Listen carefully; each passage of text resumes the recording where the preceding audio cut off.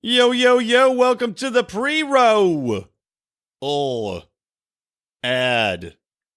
Anyway, it's episode 140, and today I think I'm going to tell you guys that listen in on Thursday, you're going to get another new Do Nothing Man episode. Of course, this is going to be censored and old because only members of the Lions of Liberty Pride get to hear brand new Do Nothing Man episodes, the libertarian superhero who I write, voice, and just have a wonderful time with. But brand new episodes come out for our Pride members only. Go to patreon.com/Lions of Liberty and join for as little as $5 a month.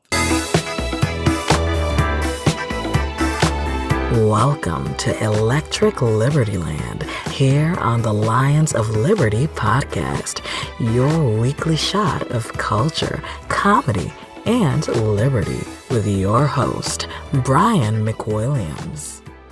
Happy post-Labor Day, everybody. Welcome to Electric Libertyland, episode number 140. 140, only 10 episodes left until episode 150, and you know what that means? Probably nothing. I probably will do nothing special, but you never know. I might get inspired, might decide to do something or other, maybe dress up in a little Liberty-themed bikini, maybe some yellow and black. I'm thinking left tit yellow, right tit black, bikini bottoms bisected down the middle. Probably a pretty good look on me. I think I'll look a lot like, you know that, what was his name? The black kung fu star who had the afro and the mutton chops in Enter the Dragon. I'm going to Google him in real time, but he wore a sweet-ass gi in that karate tournament, and, man, that's a good look. I'm not going to have the afro, of course. I mean, cultural appropriation and all. Who needs that? Jim Kelly. That's who it was. Martial arts expert Jim Kelly. That was who was the badass mofo wearing that yellow and black gi. I guess they kind of all were at one point. The other white guy who karate kicked like he had some sort of arthritis in his knees also was wearing a yellow gi with a black belt. But whatever, man. I'm going to model my bikini after Jim Kelly. Maybe I'll let my pubes grow out real big, and that'll be my fro. And I'll grow mutton chops down the inside of my thighs, which I, of course, call the Van Buren. It's my style for all you ladies. If you want to do it, you go. Anyway, I'm describing too much. Welcome to the show, everyone. Our Labor Day edition. And, you know, Labor Day, I love Labor Day because I love any day off work, being a drinking man. But it's one of those days where I have to stay off of social media because it just pisses me off to no end seeing all of my lefty friends and those who are probably right in the middle who are just completely oblivious to history of economics, of how the free market works, of how the evolution of technology thrives and survives and makes life better for all of us little human beings out there by boosting productivity and requiring us to work less man hours with our hands, our sensitive hands made of flesh and bone and skin. And this until I get my sweet robo-claws, but not yet. But it really pisses me off. And of course, you know, we've got the most common lies told by these unions and union proponents, which is, of course, the number one lie that all of these union hucksters like to throw out on Labor Day is that somehow unions are responsible for weekends and the 40-hour work week. Now, this is somewhat true. And I'm going to go into this. I'm going to go into these lies because, as you saw from the title of the episode, I want to compare and contrast lies told here. I want to see who's the bigger liar. Is it the unions on Labor Day and on any other day that involves some sort of work-related holiday, lying about what they have accomplished and pretending that, you know, this is something that would not have happened by virtue of the free market. And it's not as if, you know, we aren't giving up far more than we're gaining from unions. Are they the bigger liars? And I'll go through those lies. Or are police unions and fraternal brotherhoods of police departments, are they the bigger liars after, let's say, a tragedy happens, like in Houston, where an officer decided to completely fabricate evidence, get an affidavit, make up his own secretive witness to essentially get a warrant and go to people's houses with armed officers where there was a shootout and where two people died for absolutely no reason. We'll talk about that later too, but we'll see I have my own opinion. Of course, we'll get to that. Getting back to Labor Day. So you see people throw out this. The number one thing is that unions are responsible for the weekend. Now, it's interesting because I've done research of this. This is, God, what I've been doing this show probably for 2 or 3 years. So I've been through a few Labor Days, but I'm spending more time on it this year just because it annoyed me more. Probably because I'm on Twitter more now than I used to be a couple years ago, and on Facebook a little bit more. Well, actually, Facebook less. I try not to go on Facebook much anymore because I just can't stand it. But that doesn't mean you shouldn't be in the Lions of Liberty Facebook forum group, guys. Go to your Facebook search bar, type in Lions of Liberty Forum. It will pop up. You can ask to join. Simply tell us where you heard about the show. You can say that you heard it from big old blabbermouth Brian. You can say that you read it on a bus stop. You can say that it was on the inside of a urinal and people just wrote the name of our podcast so people could pee on it. I don't care. Whatever you want to say, as long as you have a viable connection to the show and we know you're not just some spammer. We got a lot of Nigerian princes. Anywho, I will take part in the forum conversations and, of course, our Lions of Liberty Pride conversations. But otherwise, I try not to really get too much involved in other Facebook. I don't go scrolling through there like some sort of idiot. Anyhow, all right, getting back to it. So, I'm going to spend a little more time on it. And what I saw predominantly, again, is this weekend issue. Now, doing research into this stuff, what you find out is that, number one, yes, labor unions did want to fight for a shorter work week. And I think at the time they really started getting together, the labor union or the nationalized labor unions group. This was predating Henry Ford rolling out the 8-hour workday and limiting the number of worker hours for some people because there were a lot of restrictions on that. Wherein Henry Ford had people go and do house inspections and stuff like that to make sure that you weren't just some schlub if he was going to give you this wonderful working habit in the time. But these union groups, a few years before Henry Ford rolled it in, they were pressuring him and he was considering it. But they decided, okay, we're going to have a big day of marches, right? And I believe this is in Chicago. So they have a big day of marches and they're supposed to be nonviolent protests. But what ends up happening with all of these union thugs and goons and working men in the streets who are riled up by their leadership and told that they have to take action to get the resulted outcome that they desire? Well, it turns violent. Yes, who could have seen that coming? Especially when you've got people, as unions do, who are very prone to violence and using violence as a means to an end. And I'll talk about that in just a little bit. But during these Chicago protests back in the late 1800s, you had violent protests, you had people fighting in the streets, and then you ended up having a bomb go off, murdering innocent people. So all of your labor unions, really, if we're going to give them credit, right, as these people online want to do, if we're going to give them credit for the working day weekend, we have to say, okay, well, how did you get that weekend? Oh, was it by murdering people and blowing up bombs in the streets? Ah, yes, so you were terrorists. The people that you're supporting are, in fact, terrorists. Fascinating. Wow. What a shocking development. So that's just something to keep in mind. Number one, terrorists trying to get their way. Number two, Henry Ford did, in fact, adopt it. He was the first one to really roll it out there. So some would say, okay, he was pressured into it by the unions. Maybe that's true. But on the other hand, we also saw that working days typically go down as you had modernization. Of course, Henry Ford, first to really modernize and get the industrial style auto factory in place. So he did not require the hand labor that you used to have. He did not require people to work as many hours as he had automation come in, as he had customized mechanics come in. All of these things lead to the manufactured state wherein people produce far more by virtue of a smaller amount of labor that does not require people to have their physical presence there all the time.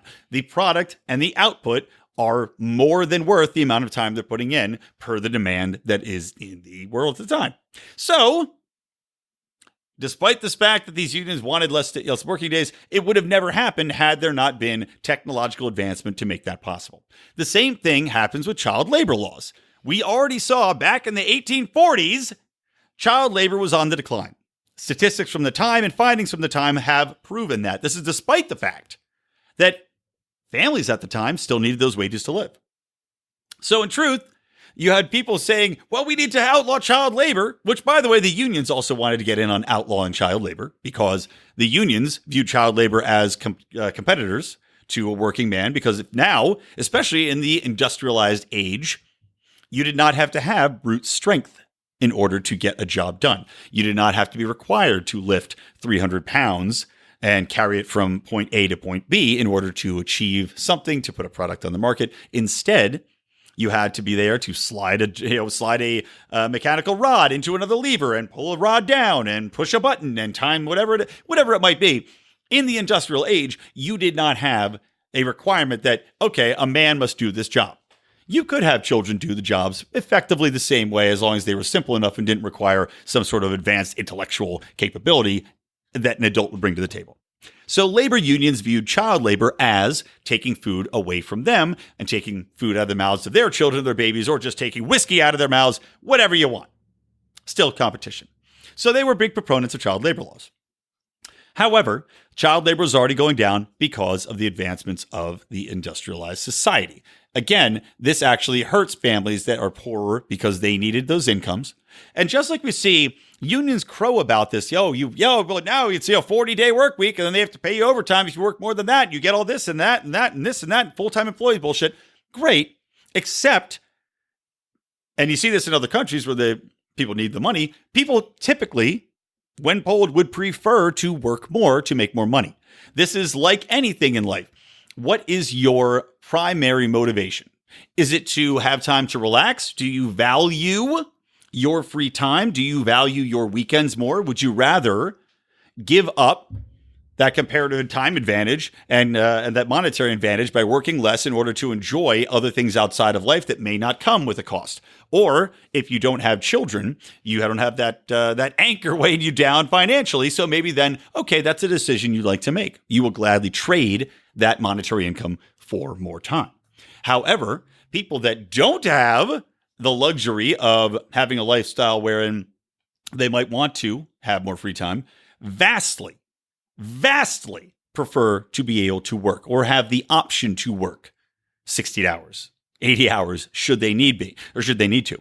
Because you think about it this way, if you're on the lower end of the scale or even on the upper end, I don't even know. I mean, if you're making that much money, to have the option to work an 80-hour week in order to make twice as much money and retire fast as early, especially in today's world wherein we don't have 401ks, where we don't have pensions rolling out unless you're a government cocksucker, well, makes life a little bit more interesting, doesn't it? To have that choice.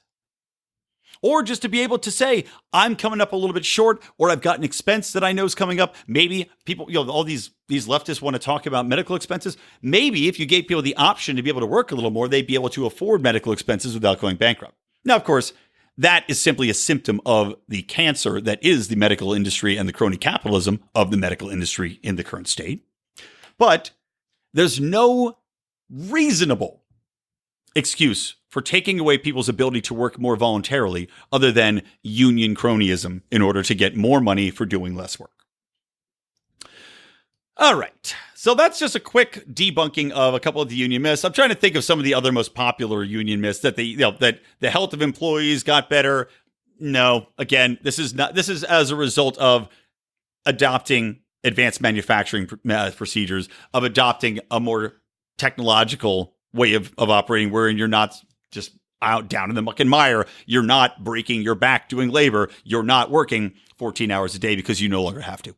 The life benefits simply come from that. It doesn't come from having advanced access to medical care because, as I've discussed on the show before, a lot of times you would have working peoples or neighborhood groups get together and they would actually form their own medical, I don't know what you call it, like a coalition, working with a local doctor.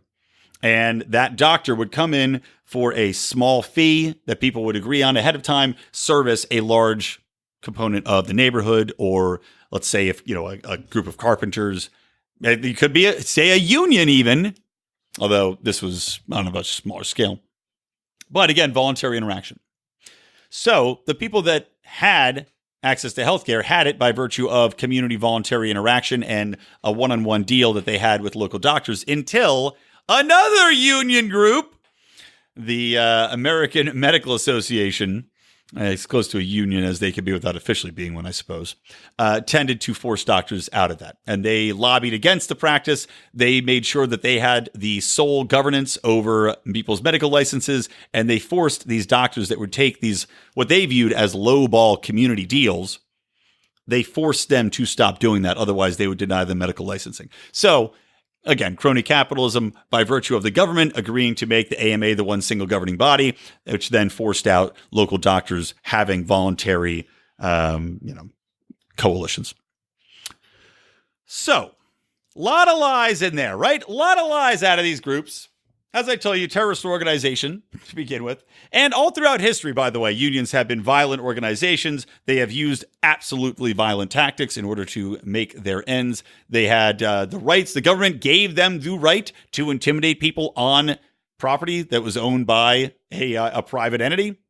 They would allow them to go in and basically force people out who were trying to go in and be anti-union. Not only that, but how about the absence of right-to-work laws? The government agreed that people could be forced to join a union should they work in an industry where the union had negotiated a certain salary. Now, fortunately, I think some 27 states have already passed right-to-work laws, which essentially say, hey, unions, go fuck yourselves. You cannot force somebody to pay you money for a service that they did not agree to, or to join a group which they did not agree to. And, of course, the unions are just having themselves a shit fit over it. But one of the few bright spots in the universe right now is people adopting right-to-work laws and forcing these unions to back off and give people their free option. Now, knowing what unions do, that doesn't mean these people are not intimidated in the workplace. It doesn't mean that they're not going and smashing their mailboxes and throwing bricks through their windows. All union tactics, which I am doubtless that they are employing. So, are they worse, or are police unions worse? And the fraternal brotherhoods of police unions which put out these protective statements. Because we are seeing this, just this week, a truly despicable story wherein in Houston, and I talked about this at the top of the show, of course, but I'll make it short. Make it short by making it slightly longer, but explaining the details. And they are as such. So Houston Police Chief Art Acevedo is insisting that narcotics officers who shot and killed a couple of people, it was a man and a woman, they were mid-40s in late January last year. I'm sorry, late January of this year. They shot and killed these people based upon Gerald Goins, a veteran narcotics officer who wrote an affidavit seeking a no-knock search warrant for a house. Now, they went in there, had a shootout with these people. 3 officers got shot. The 2 people got shot. Ended up finding absolutely no heroin. Ended up talking to neighbors and finding out that the neighbors had seen 0 drug activity, 0 suspicious activity from these people, and had known them to be just nice, basic people. Your everyday middle-aged couple. So how did they end up getting shot in the first place? Well, Gerald Goins had gone to his police department and told them the following, and I'm going to read from this Reason article. According to Acevedo, Goins' investigation of alleged drug dealing at the Harding Street house was triggered by a tip from a patrol officer who had responded to a January 8th call in which an unnamed woman reported that her daughter was in there doing heroin. At a press conference 3 days after the raid, Acevedo described the call this way. Quote, the caller wanted to remain anonymous, but said that her daughter was inside the residence doing drugs and they have a lot of guns in the residence. She stated there was also a female in the house. The woman said she looked through the window and saw her daughter was in the house and there were guns and heroin. 2 cops showed up. This is just me talking now. 2 cops showed up, looked in. No woman was able to be found there. They questioned a passerby afterwards and said, according to Acevedo, hey, the police are at the dope house. They then called the woman who had made the report. And she said they didn't want to give any information because there were drug dealers and they would kill her. She wanted them to go in the house and get her daughter. The officer said they don't have any authority to enter the house.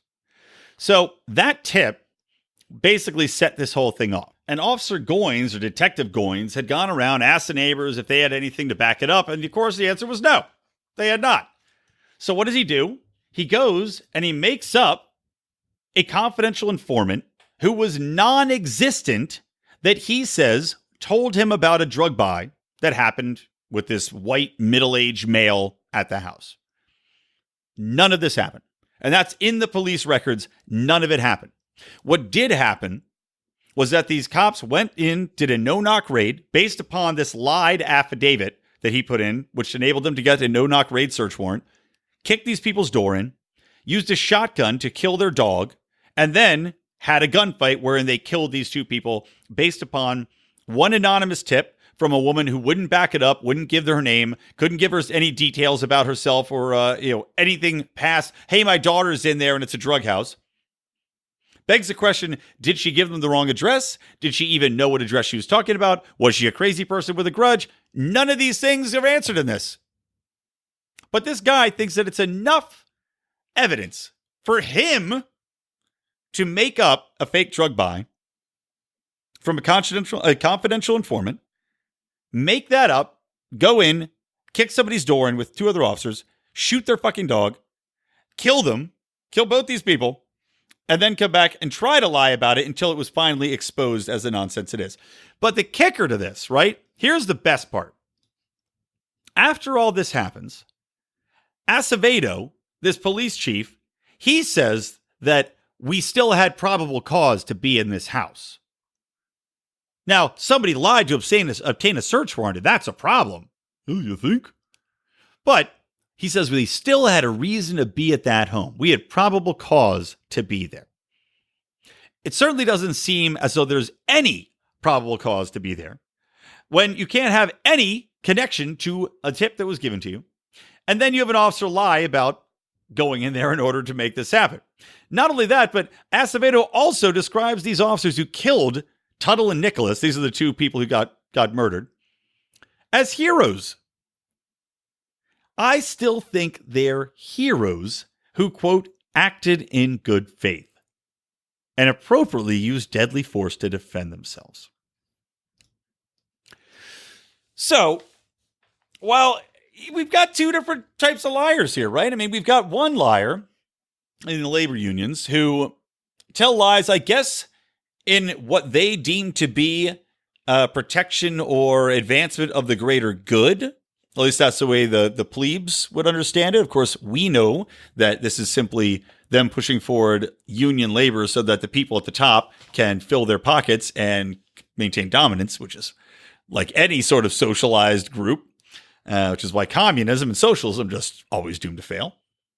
Versus police unions who also want to keep their authority and don't want to give an inch. And they maintain that by lying to the public and lying to others in power in order to make this myth of doing the right thing, of the thin blue line being the last defense, of cops always having the right motives in mind when they're doing these types of heinous, underhanded actions.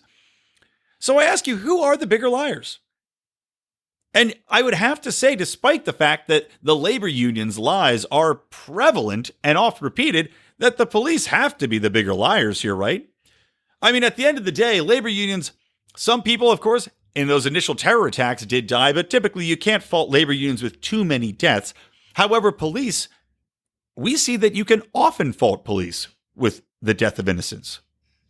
We see numerous instances of police departments being underhanded, using practices that are either designed to milk a populace, like ticketing as a form of taxation or asset forfeiture as just brazen money grab in order to fund different programs at their different departments, to planting evidence, to concealing evidence, to withholding evidence in different court cases. We see often that police organizations and the Department of Justice will conspire in order to keep somebody in prison unnecessarily. The Kamala Harris way of working. So definitively, we know that police lie far more often, far more vehemently, and with far greater consequences than these labor unions could ever dream of.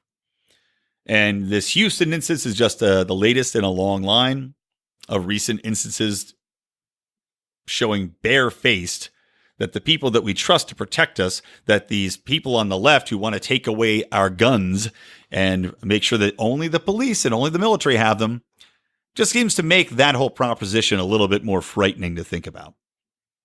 And you see the actions of these people who I don't know. Maybe some of them are motivated by good. I'm sure there are. But quite often are motivated simply by power, authority, and pure self-interest.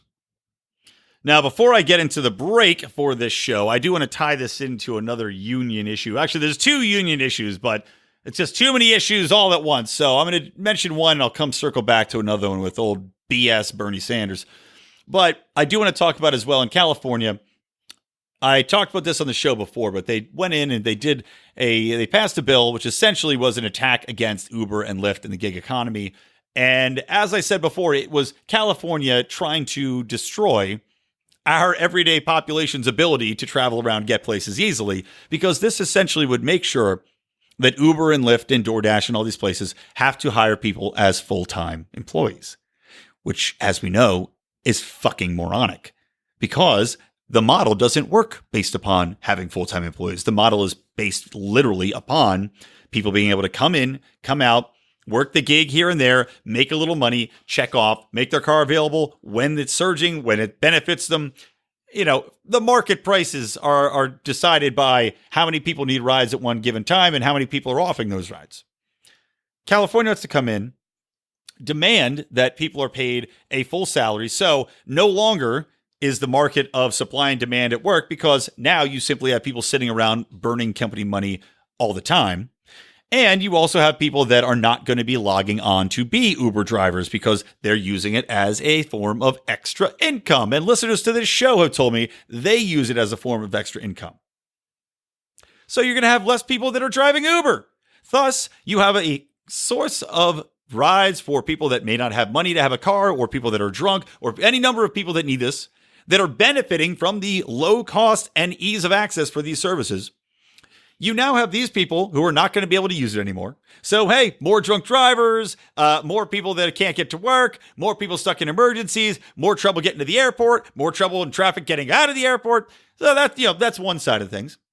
And the other side of things, you're also making sure that people are not going to be logging on to provide those services because they're not going to give up a full-time gig making more money in order to take a full-time gig making less money, which they probably don't enjoy or benefit from anywhere near as much. So, hello, extra cost. Hello, lower quality service. Hello, dearth of options as far as rider usage and or delivery usage. All by virtue of California's union groups, which of course is the main source of this. Fucking cronyist union bullshit, cocksucker taxi unions and other travel unions trying to push the gig economy out. And politicals getting involved with crony capitalism. So, Lyft and Uber and DoorDash have taken it to the streets. And they have proposed a addendum to this legislation, which I'm surprised they even did this, because I would have definitely not have. But they said they'll make an agreement to pay their drivers not a full-time salary, but they'll pay them $21 an hour, right, as a base, which seems pretty good for driving around in a fucking car when you want. Shit, maybe I'll start driving Uber. But minimum $21, but rejects a lot of that full-time employee status and healthcare benefits and all assurance of a at work week and all this other stuff. So, again, I wouldn't have proposed this, but a reasonable enough counter proposal, and they want to extend this to all kind of a tech gig economy, is there, at least in California. So, what ends up happening? Oh, yeah, predictably, the day this thing comes out, Gavin Newsom opposes it. And of course, the day it comes out, this dumb asshole, Lorena Gonzalez, a Democrat assemblyman of San Diego, who is a union cronyist ally, hadn't even had a chance to review the company's proposed framework, but says this, ready? Quote, "A fair income starts with full employment status and the right to bargain." And now she's disgusted by this ballot initiative threat. Because Uber and Lyft are saying, we're going to come in with our own ballot initiative, by the way. You either agree to get this bullshit off the table, or we're going to come in, put it to a vote, and let people decide, which I hope happens, because I know I'll support it. But you have these idiots like Gonzalez saying, oh, we need to reject this outright. Bitch hasn't even read their proposal. Doesn't even know what she's talking about. But she wants to reject this outright. She thinks that employment, a fair outcome, starts with a full employment status. That's a fair fucking outcome? Then you bargain? What fucking sense does that make for any employer? To go in and have a full employment status assured, and then you bargain.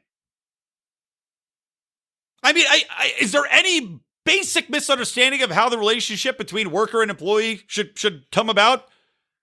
Where you negotiate up front, and then you can negotiate a little bit more based upon whether or not you, in fact, are going to be valuable to that institution?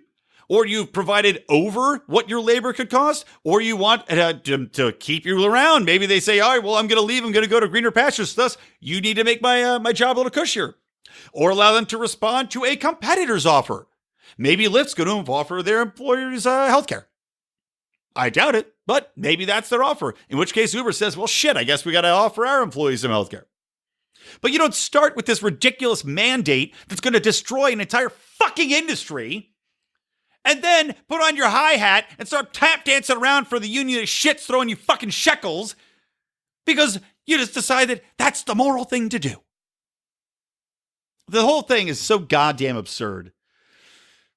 Anyway, it'll be interesting to see what happens. Let's take a break. I'll be back with more Electric Libertyland right after this.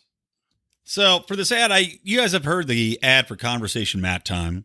I know you guys listen to the show regularly. You've heard it over and over again, but let me just tell you a little bit about the founder, who's been one of our longest supporters, one of our largest supporters of this show.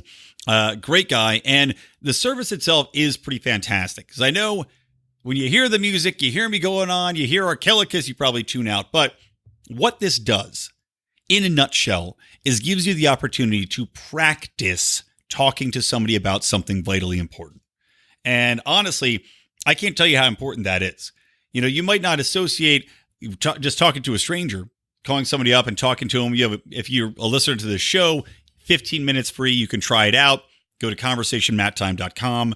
Just say you're a listener of the show, and Bobby will take you under his wing, develop a script with you, and go over this stuff. But guys, if you haven't been out there, if you're not like me, if you're not like Mark, if you're not like Odie, where you're naturally kind of attuned to talking to people, to giving presentations, to asking for a raise, even to asking somebody out, this is valuable.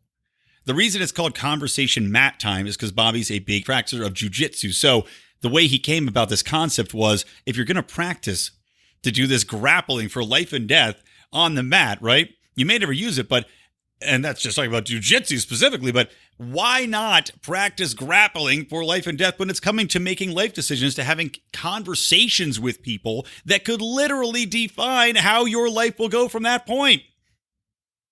It's a fantastic idea. So, guys, please do me a favor. If you have a big life decision coming up, if you have a big conversation, if you're going to be asking for a raise, if you're going to be doing anything where you might feel uncomfortable and want a little bit of time seeing how this conversation is going to work out for you, go to conversationmattime.com. Support our show. Support a guy who is a big advocate and lover for our show. For our show? Well, he's not out there making love for the show. He's a lover of the show. Anyway, conversationmattime.com. Check it out. All right, we're back with Electric Libertyland, episode number 140. Show notes at lionsofliberty.com/ELL140. One thing I forgot to mention, talking about this police cronyism and unions and everything else there that protect themselves and lie. Of course, I would be remiss if I didn't lump in the head of the FBI, the government's own police state, and James Comey. James Comey right now, he's out there. He's still not in jail. He's still not being indicted on anything. He's still a assigned contributor to CNN, just like John Brennan, the other CIA piece of shit in the deep state trifecta. The DOJ, the CIA, the FBI, coming together to fuck your ass 3 different ways. Anyway, James Comey, the Attorney General did an investigation, issued a report essentially saying, hey, this guy leaked classified information. He did it maliciously. He did it intentionally to target Donald Trump. He knew exactly what his motives were, and we are now referring him for criminal prosecution. So what ends up happening, right? You'd think with Donald Trump in office, you'd presume he might want to do something. You know, there's a special investigator that was doing just to look at the deep state abusing all of these special services and special warrants and special investigation and investigative properties that they have that other departments don't have, and how they were misused to distract the country for 2.5 fucking years and cost us $23 million for the bullshit Mueller report. Oh, yeah, you think he might want to, charge him or indict him or something? No. Department of Justice decides they're not going to go after Comey for anything. So what does Comey do? This piece of shit tweets out that he deserves an apology from Trump. An apology for trying to blackmail the president, for trying to host a deep state coup, for being completely dishonest with talking to everybody else in government, talking to the public, talking to the media. We find this out that he's leaked these documents, classified documents, which any normal government employee would be sent to jail immediately for.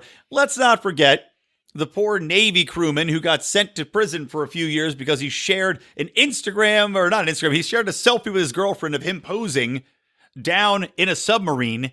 And they said that was sharing classified information. Let's not forget that guy, right? But no, you're allowed to leak classified information to the media as a member of the FBI in order to forward a plot to try to call into question whether or not the goddamn duly elected president of the United States was a tool of Russia. Let's make sure that guy doesn't get in trouble. Let's protect that guy. It's just unbelievable. Moving on, let's talk a little bit about Rotten Tomatoes. And I did my whole review of Dave Chappelle's special last week. Thank you all for listening to that show. That was one of my most downloaded episodes. So a big thank you for listening to that. Hopefully you did check out the special. I know a lot of the people in the forum were talking about it and saying that they enjoyed it. And some people enjoyed it more than others. Some people thought it was good, not great. Other people thought it was his best special in a long time. I thought it was pretty damn good. I thought it was his best special in a long time. I'll tell you that much. I thought it was freaking hilarious. But Rotten Tomatoes apparently doesn't agree with me. Because up until literally today, and that's over a week since it came out, they had a 0% rating. 0. And Mark had pointed this out. Again, he posted this in the forum and tagged me, and so I'd see it. 0. One of the most legendary, feted comedians of all time. A black comedian, too. And remember, this special wasn't simply going along some quote-unquote alt-right narrative. It wasn't going against all woke culture. It towed the line, as I said, beautifully between raising issues and poking fun at both sides of keeping you off your feet and off balance and coming at you with punchlines you didn't expect, because he would set up one side and then he'd come around the side and show how that was insane, or he'd come around and show, I'm just fucking with you on that. It was really, really fantastic. So what does Rotten Tomatoes do? Well, they apparently only could find 6 critical reviews, despite the fact that I myself could find 15 with a simple Google search, and not from small publications, mind you. From large publications, including Salon, including Washington Times, including all sorts of other websites, which, by the way, are regularly cited in every other review for Rotten Tomatoes. It's the strangest thing. And if you've been to Rotten Tomatoes and read their movie reviews, you know that there are pretty low standards for who gets counted in the reviewers. Now, there's quote-unquote top critics, I guess, from the top publications. I don't know how they pick those, maybe by circulation. And then there's just everybody else lumped in, but they all count towards the Rotten Tomatoes rankings. Maybe it's slightly weighted for the top, I'm presuming, but still, if you're going through Rotten Tomatoes, there's a million different websites on there. So what does Rotten Tomatoes do? Well, they take all the negative reviews out there from The Ringer, from Entertainment Voice, from National Review, from Paste Magazine, and from Slate. And they just added one from JeremyJohns.com. I don't know how they found this one. JeremyJohns.com. That's the one they just added to balance it out. But of course, all 5 reviews that they cherry-picked were negative. So for a full week, Dave Chappelle's special had a 0% rating on Rotten Tomatoes. Now, on top of that, here's something curious. Audience score. Ratings not available yet. That's weird. It's been out for a fucking week. I tried to write my own review, and it wouldn't let me. So let me ask, what does this tell you? Especially as we've seen movies like Get Out and Us and the female Ghostbusters, all these other things. Rotten Tomatoes has gone out of its way to quote unquote, not silence completely, but remove more negative or reviews that they thought were inspired by a certain hateful ideology. Isn't it curious that Dave Chappelle's special, which is typically despised by the left for speaking, kind of some truth to them and pointing out how fucking ridiculous they are all the time, isn't it shocking that it comes in with 5 reviews and 0% and 0 audience score where that would go through the roof? That even people on the left who watch it, the majority of them are not these woke leftist assholes rating for fucking Slate.com. Isn't it a little curious? It certainly is to me. Anyway, check it out when you have the chance. Hopefully, Rotten Tomatoes opens up its review system so that we the people can weigh in and tell them exactly what we think. But I doubt it. I think they're just going to keep it locked down. And they'll tell you, by the way, that they're not going to open up the audience score and reviews because they are going to say there's going to be too much hate in the comments and in the reviews. And that's going to be the excuse, just like with all these big tech companies, right? Isn't that the excuse they always use to silence the conservative opinions? Well, we have to stop hate. Now, unlike YouTube, which said it was going to allow on different opinions and then banned InfoWars after 8 hours or something like that, or 5 hours of being back on the website, saying they welcome more conservative views and contrarian views. Apparently not. But everybody's under that same auspice of we have to protect you, right? Facebook, we have to protect you, so we're going to crack down on fake news and hate content. Twitter, we're going to protect you, we're going to crack down on any hateful remarks. But again, we only see it happening to people on the right. Same thing's happening here. Although Rotten Tomatoes is taking the bold step of just banning any response because they know that by virtue of the fucking cherry-picked bullshit reviews from lefty publications that they've used in their unbelievably scientific grading system, that they will shit on Chappelle's show without having to open it up and actually have an honest dialogue. Just absolutely pathetic. All right, let's wrap this shit up. How about that? I got 2 more quick things. One is Joe Biden. I don't even know what, crazy old Joe. He's lying about war stories. He's making stuff up left and right. Now, here's the question. Is Joe Biden's latest gaffe a gaffe or an honest opinion on guns? Because he came out and said that he wants to ban all magazines having multiple bullets. Now, this is fucking retarded, basically, just in regards to the absolute minimum knowledge of guns, because obviously anything that requires more than one bullet doesn't necessarily have to have a magazine, such as a 6-shooter, such as even like in a little old Derringer with little baby 4 bullets. Bing, bing, bing. You keep it in your bra. So is Joe Biden just being senile-ass Joe Biden? And does he mean something else like high-capacity magazines? Or is Joe Biden literally coming out and saying, I want to ban everything except a single-shot hunting rifle or a single-shot shotgun? I'm going to go with gaffe. Just because Joe Biden has typically towed a fairly reasonable line. Now, he still wants to get rid of the, bring back the assault gun ban, which is, in itself ridiculous. And again, will cause a civil war if they try to do anything like the Beto O'Rourke buyback system. I just think it's Joe Biden being an idiot. However, it makes you worry that perhaps in the back of his little mind, his little gray-haired, shriveled up mind, he is considering banning a magazine that's over, 4 shots or something like that. And making it so it's literally only kind of like a rifle system or a, whatever you can fit in the chamber +1 type of system. But again, I think this is mostly just him being stupid. Next, Bernie Sanders coming out anti-charter schools, which just like when, Kamala Harris or any of these unionist, cronyist pieces of garbage come out against charter schools or against voucher systems, it's just amazing because they're coming from such a point of, I don't know if it's ignorance or willfully lying to people about outcomes. because they always position it as though it's depriving the poorest people of education, when study after study after study has proven and undeniably, unassailably proven that poorest communities, minority communities benefit more from charter schools, more from voucher systems than do the majority white population. Why?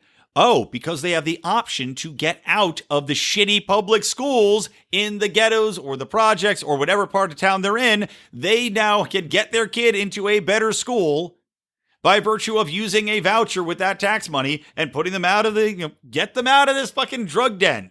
Get them out of this over-policed area. Get them out of where the teachers don't give a shit because half the students drop out and they only hire more administrators, like here in LA. It is literally an unassailable fact that vouchers and charter schools have a better result. Yet you see asshats like Bernie Sanders get his suit even more wrinkled up, decrying them because all of his money comes from unions and teachers' unions. He doesn't understand or willfully denies that there is more incentive for better education when you don't have a massive public system in place wherein teachers are hard to fire, wherein they know they've got a set number of kids are going to come in regardless because they've got this population that's just fed into the goddamn indoctrination system.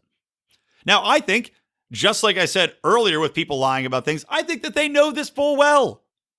But they can't have that money while drying up. They can't have that influence while driving up. They can't have their schools. They can't teach bullshit communist rhetoric. If they have that go leeway and people actually get to decide where they want to send their kids, what curriculum they want their kids to use, what kind of school day they might want their kids to have. No personal choice allowed, everybody. One size fits all. And that one size is a giant dildo right down your ass. And finally, I will end this on a happy note. I don't agree with Andrew Yang on much. I think that his UBI theory is idiotic. He basically has one idea, and it's UBI.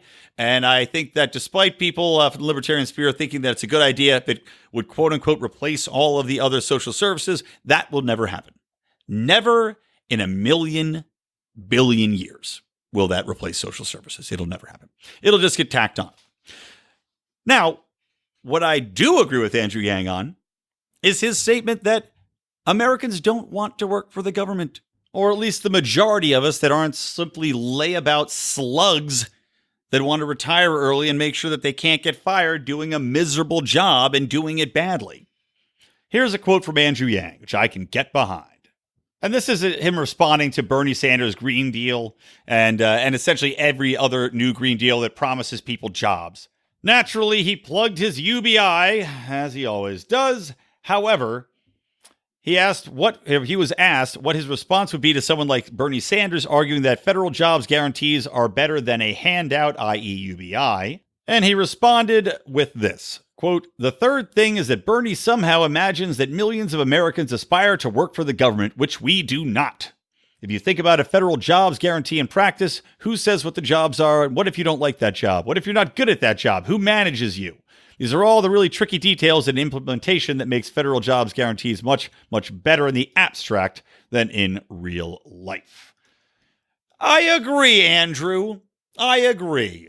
It does make them abstract and ridiculous. It also just wouldn't make sense financially, as I talked about last show, where you're creating jobs using taxpayer money and then somehow taxing the taxpayer money that you use to create those jobs to pay for the to pay for the federal jobs plan. Just idiotic. But at the core of it, I do like the general concept that not everybody wants to work for the government. And just simply creating federal jobs and saying, here they are, come get them. Here you go, it's federal jobs, come get them. Doesn't mean that people are going to want to go and do that job.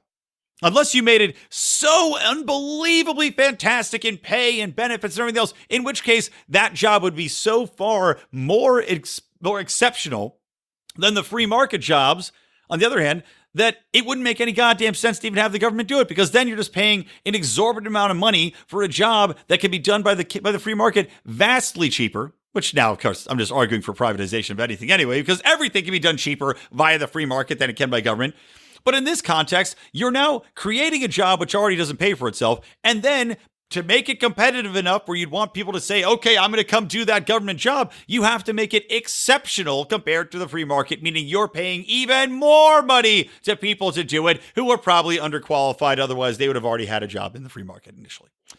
All right, let's wrap it up on that. I've had enough. All right, guys, remember, we have 3 shows here. We are the OG, original, and best variety show podcast for the Liberty listener out there. Mark on Mondays with the in-depth interviews with leaders in the Liberty movement and also hangers-on. He had a wonderful hanger-on in the Liberty movement in Robbie the Fire Bernstein on Monday's show.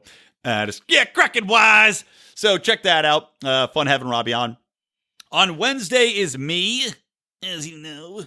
And then John Odermatt on Fridays with Felony Fridays, looking at the ironically named criminal justice system. And again, remember, Thursday will be a special release of Do Nothing Man Episode 3, Do Nothing Man versus the Neocon. And otherwise, we're also going to be doing some debate recaps coming up at the end of September, guys. Don't forget to tune in for those and join the Pride so you can watch us stream those live. You can join the Pride and just be a part of the Facebook group, the special secret group, for as little as $2. And on there, you can see live streams of our shows, including the Liberty Draft is coming up too. I forgot. We're recording the Liberty Draft tomorrow. So we stream that live to the Pride, as well as our debate recap shows, Conspiracy Corners, and Degenerate Gamblers here and there. We'll also do a little live streaming if we do it late in the evening. So you can get that for as little as $2. What's that a month? Nothing. That's one less half latte. And look, we all know you're a little chubby. You don't need that extra milk in your coffee. You give that extra milk money to us. You give me that $2. All right. Goodbye. From me, Brian McWilliams, from the Lions of Liberty, from Electric Libertyland. Always stay plugged into Liberty.